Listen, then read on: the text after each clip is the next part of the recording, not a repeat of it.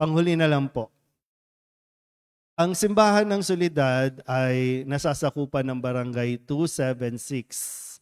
276, ha? So, ibig sabihin, nakatira din ako dito sa barangay 276, no? At dito sa barangay, may dalawang tumatakbo, no? Halos karamihan ng barangay, face-to-face lang yan, no? Dalawa. So, dito sa barangay 276, yung kasalukuyan ay tatakbo ulit si Miss Lovely Nieto. No? Lovely Nieto. Miss na muna. Kasi back to zero tayo, no? Si Miss Lovely Nieto at ang kanya pong makakatunggali na nagnanais din maglingkod ay si Mr. Mark Adaw de Leon. Tama po, no? Pareho ko namang nakakausap ang dalawang yan, no? At kayo po ang pipili, ha? Kayo po ang boboto. Ang akin lang, isipin nyo mabuti, kilalanin nyo, alamin ninyo, magtanong din po kayo. Ano ang plano nila sa ating barangay?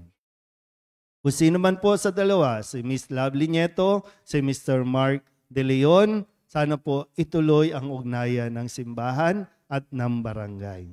At siyempre, nag-expect po ako, sana mas malinis na barangay 276, mas maayos, no? Mas mapayapa na barangay po ang ipatupad. At kumilos talaga bilang barangay lingkod. So, sana po, no, bumoto kayo ng naaayon sa ating mga natututunan kay Kristo. At sa lahat po, no, sa inyong mga barangay, bumoto kayo ng tama. Huwag dahil sa pera. Ha? Iboto nyo talaga yung lumalabas.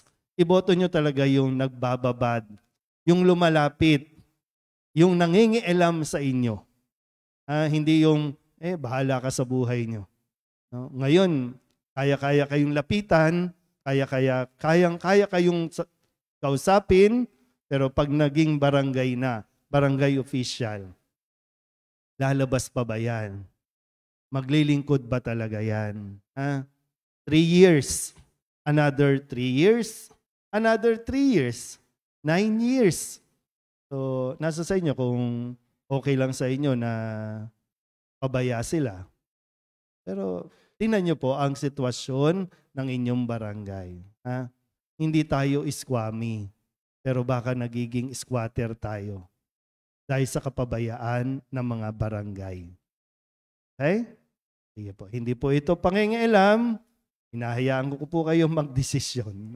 Ito ay gabay lamang po. Ha? May 1 linggo pa para kilatisin sila. Okay?